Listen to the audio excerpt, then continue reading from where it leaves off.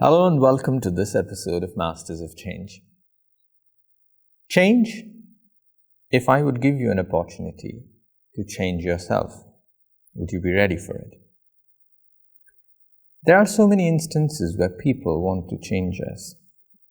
There are also slight nudges that people will give us, say that this is not something that you should be doing. If you stop doing this, probably you would become a much better person. But then, are we ready to take those feedbacks positively and really change for the better? Most often, we find that we are resistant to change. In spite of the feedbacks that we receive, we would often say, yeah, there are many things that I have to change in myself, but so do you. That is often a response that comes out of our mouths. Even if it doesn't come out of our mouth, that is at least something that we think about. But there are people amongst us who have mastered the art of change. They have consciously worked on changing themselves for better. And this is one such instance of listening to stories of these masters. Today, we have Peter joining us from Australia. Let's listen to his story. Hello, Peter. Welcome to the show. Hi Sri, nice to be here. Just to give a perspective to our audience, just to know a little bit about you, who you are, where do you come from, what kind of work you've done, what kind of education you've had, what kind of family values and teachings and backgrounds you've had. Yeah. I was born in London of Australian parents. I was the first in their kids. So we moved back to Australia fairly soon after. My dad was just working there for the Australian government. Mm-hmm. And so I grew up in, first of all, in country Australia, and then moved to the city, Melbourne, and then Canberra. So most of my life was growing up in Canberra. Mm. A Roman Catholic family. Both my parents were very good church attendees, went to Mass weekly and taught us to do the same. I had three sisters who followed me. And finally, when I was almost 16, a brother. So that was an added extra, and that was fantastic for me. Yeah. Moving from a place where you were born and then growing up in different places in the country, naturally brings you to different experiences.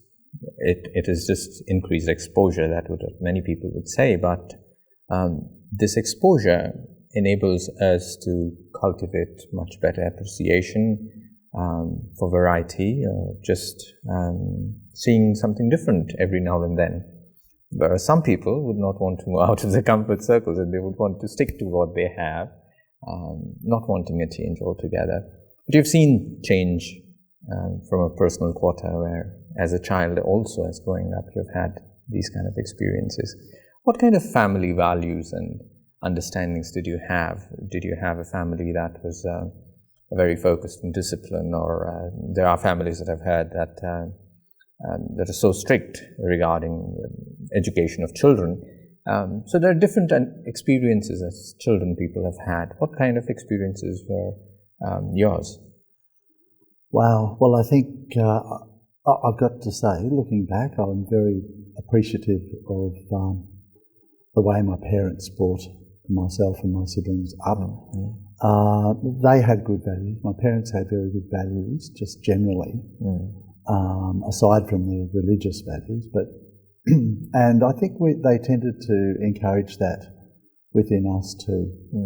And you're right, my very early years were in a place called Lithgow, and it was a small town in Australia, and so it was a small community, and I think, quite frankly, I wasn't sure how to find my feet in the world. I didn't feel quite like I knew where I was or who I was.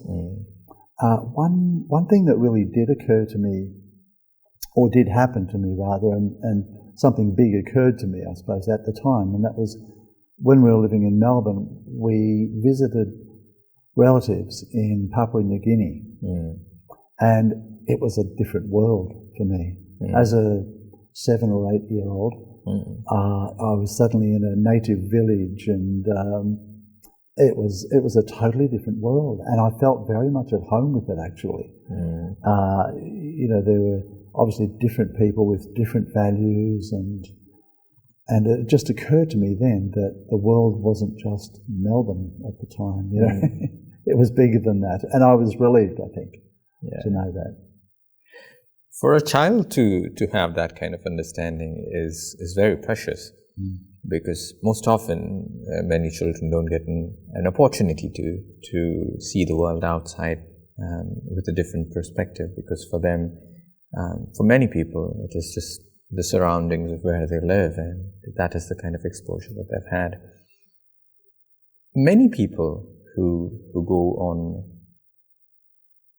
discovering life themselves as teenagers or young adults would often question things, would often question the ways of the world, be curious about why something is the way it is, sometimes leading on to questions of greater importance in life. People would question, who are we, why are we here, what is the purpose of life? And to some, it leads to a spiritual quest, a search for something deeper, something greater. Sometimes they might be looking for truth, or some people might be looking for justice in the world, some people might be looking for God. Did that kind of quest happen to you before coming to spirituality? It did, yeah. When I was a youngster, I became what's called an altar boy. And as part of the Catholic religion, you would, as an altar boy, you would assist the priest in the ceremony of the Mass. And I did that over a few years. And one year in particular, I had a bit of a sort of a joint effort with a friend of mine, and we decided to do this 7 days a week, early hours of the morning, attend Mass as altar boys. And apparently one would get a free pass to heaven. That was the storyline. Well, it got us trying it anyway. And I think I kept that up for the better part of a year, and then backed off. So that was certainly one thing. But at about the same time, I'd learnt to play guitar. I started learning when I was 11. And that was, in a way, my first sort of saviour in life, because it gave me some sort of expression. And guitar and music featured large in my life from that point on.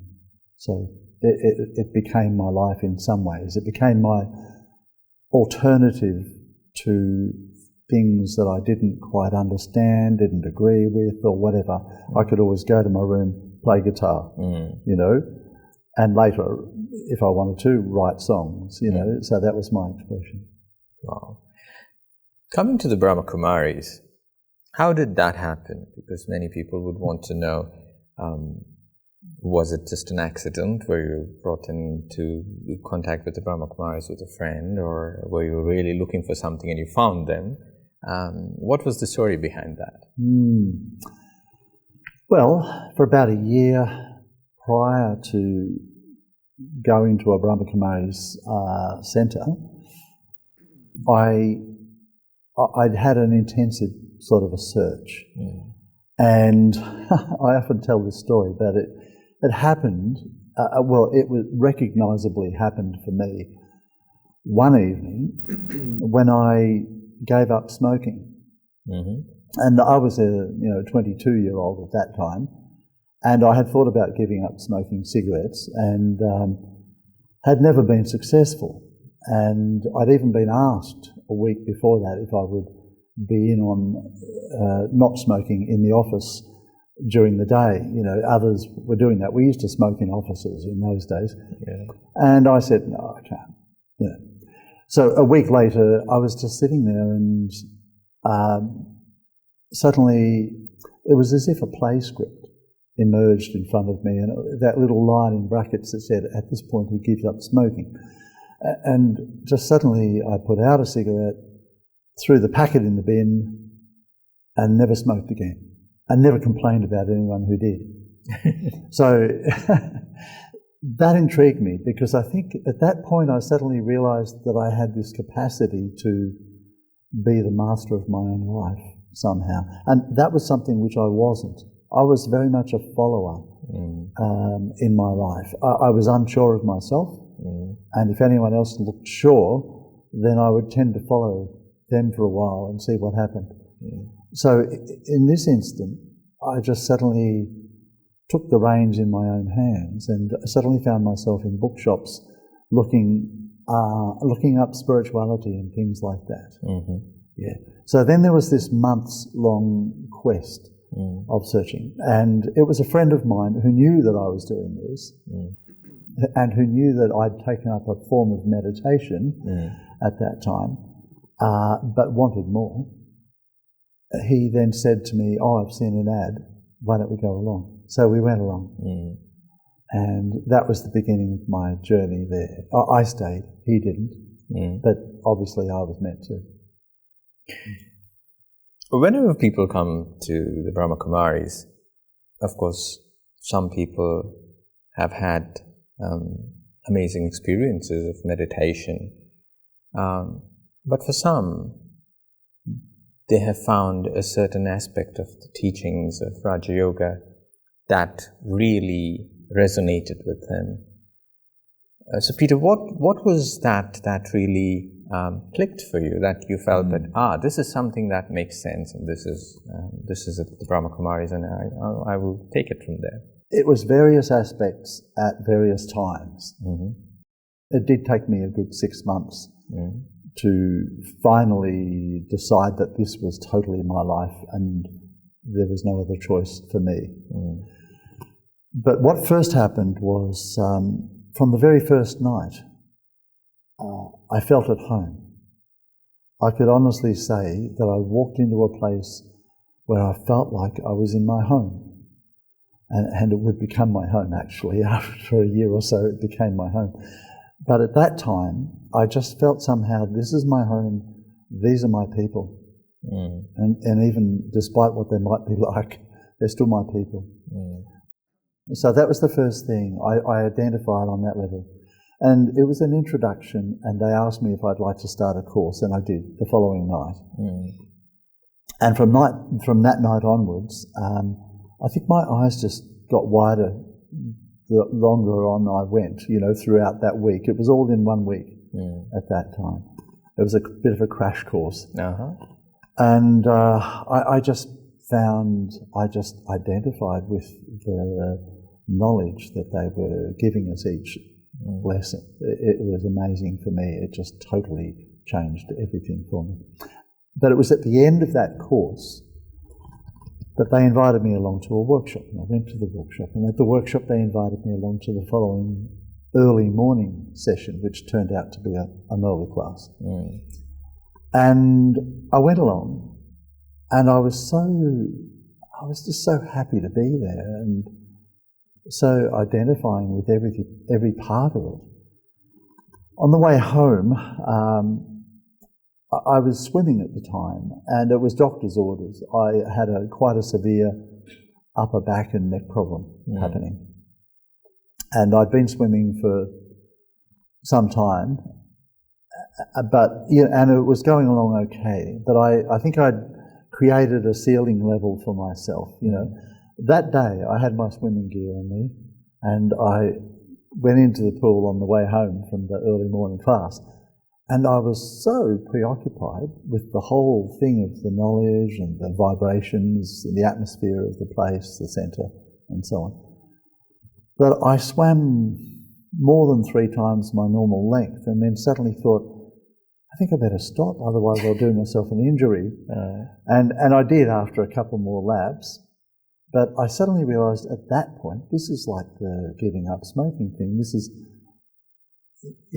I can control my own life and what limitations I have and don't have, It was an amazing thing for me at that time. But as I say, it did take me 6 months to to really come around, because I think I had a whole self-belief thing happening, and it took me a while to realise that I had the capacity to live the whole thing before it became real for me. But then suddenly, one day, overnight, it all did fall into place, thankfully. Many people find that coming to spirituality involves making many changes in life. For some, it might be as small as just giving up smoking, like you did, but of course that happened before you came to spirituality. Many people do find that the changes that they are making in the life after coming to spirituality, once they've embarked on a spiritual journey, some of them find these changes natural, some of them also find it quite challenging. How has your story of change in your own life, once you started exploring spirituality, impact you? Because did you make more conscious changes in your life, or did it just happen? There were definitely conscious changes, and some of those happened to me without any effort on my part. Some of those I really had to think how I was going to go about it. And I do think that the longer one goes on, the more one realises that all of those things are quite deep. None of them are really just existing on a superficial level. They have deep roots. There are deep reasons why say I have bad habits, or why I'm in the situation that I'm in, and so on. And then, so what do I do to get out of those things? For me, it's always been a process of realisation. I don't really like the purely mechanical methods of going about it. If I need to apply some sort of mechanics to it, okay, put a number on things and so on, then it's okay, but I really would prefer to deepen my level of realisation and allow that to be the seed of my change. When people relate their experiences of what happened when they came to spirituality, when they started practicing meditation, some people have said that they have seen transformation. When they look back upon their older version of who they were, they would say, wow, this was me? Unbelievable. Did something that kind of happen to you? Yes. I think, say, as far as my friends were concerned, when I started with Raj Yoga meditation, a lot of my friends would have thought, and some said to me, why do you need to meditate? You're quite a peaceful guy anyway. And true enough, I wasn't an aggressive sort of a person. So on that outer level, it didn't appear to them like I needed to change. On the inner level, which I could see more of, I desperately needed a change.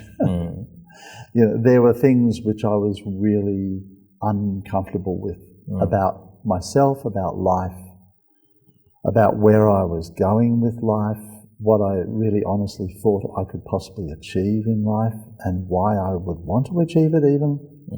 All of these things worried me. So they were the things that I really needed to change.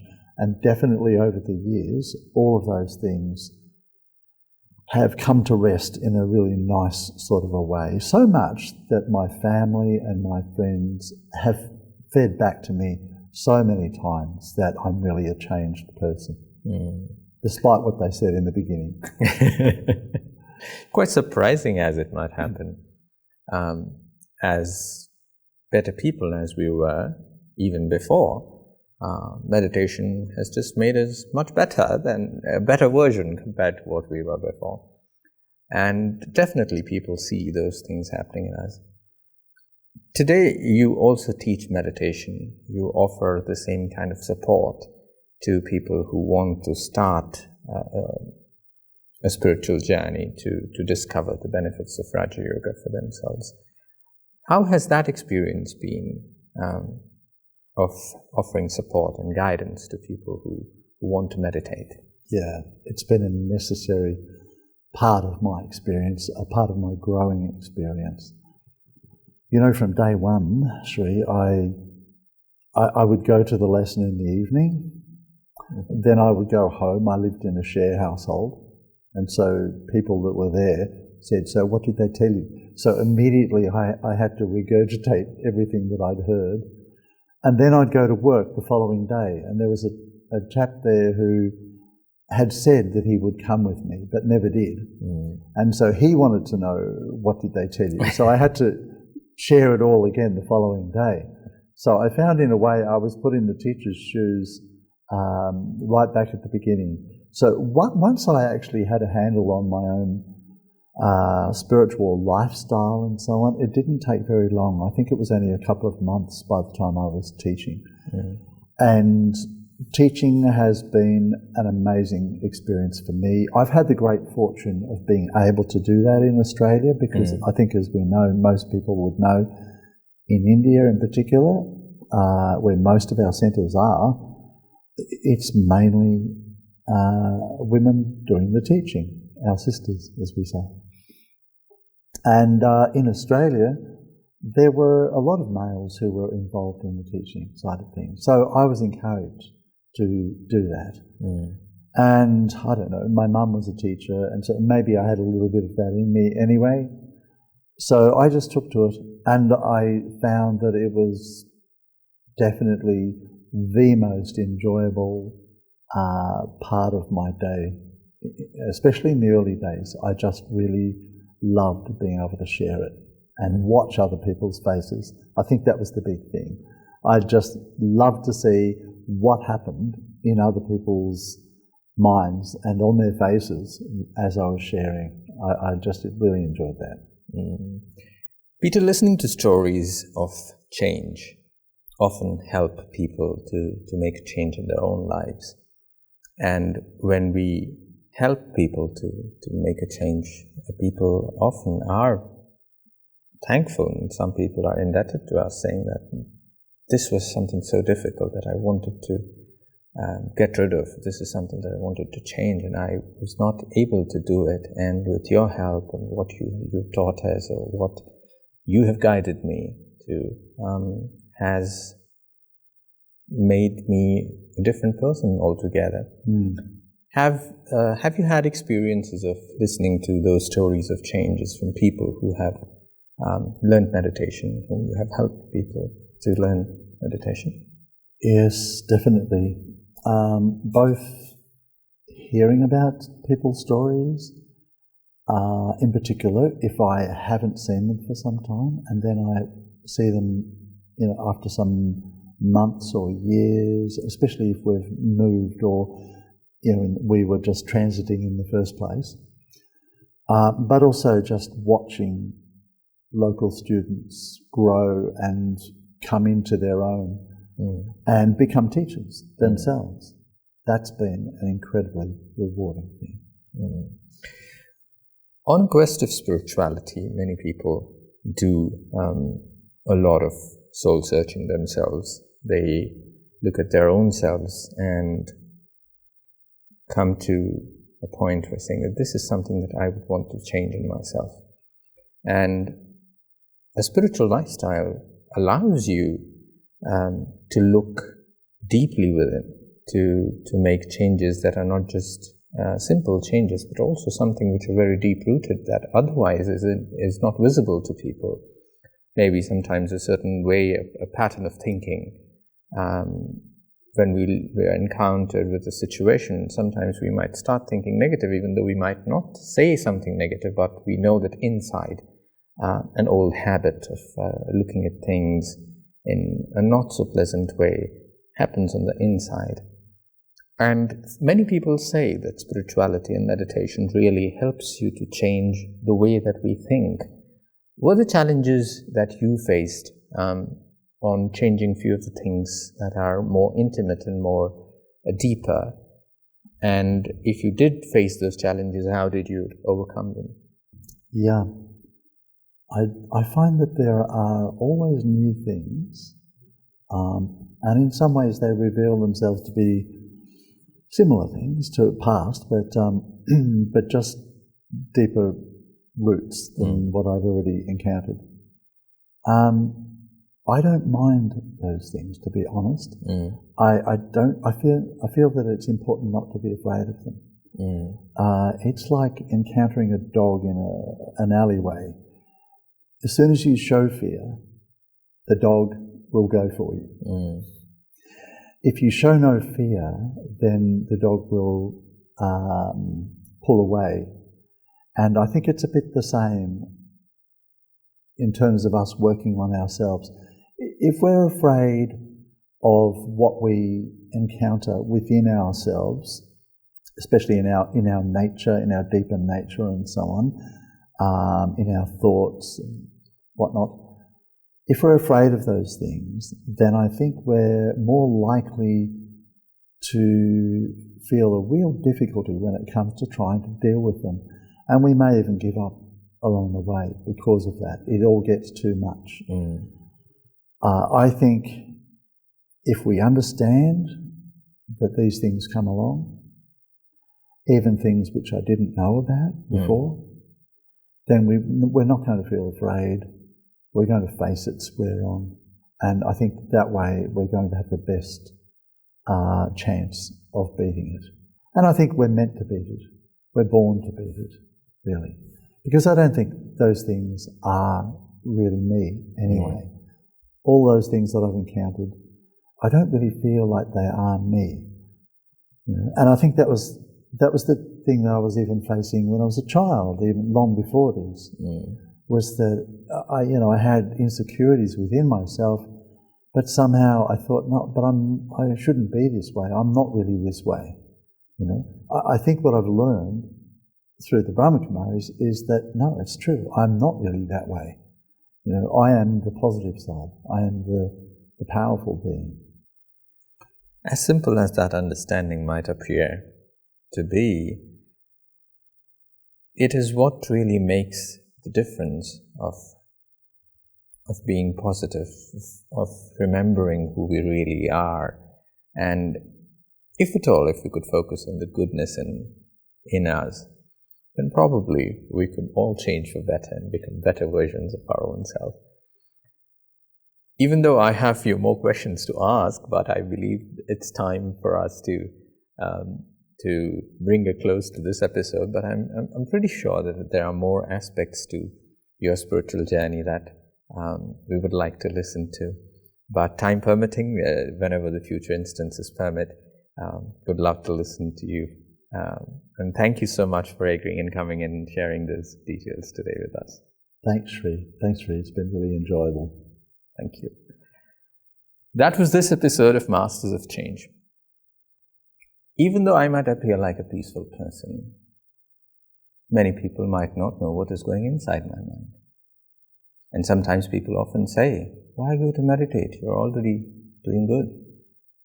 But Peter's story tells us that sometimes it is not about where we are, it's about where we should be heading.